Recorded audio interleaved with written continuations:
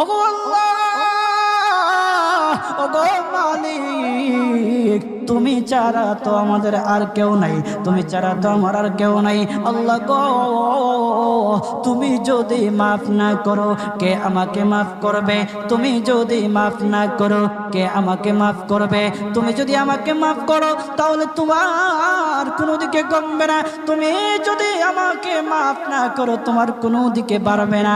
আল্লাহ গো, তুমি আমাকে মাফ করে দাও। সারাটা জীবন অন্যায় কাজ করেছি, সারাটা জীবন নাফরমানি করেছি, আমার কাছে কালেমার দাওয়াত কম আসে নাই, আমার কাছে কালেমার দাওয়াত কম আসে নাই, আমাকে লোকেরা কম বোঝায় নাই।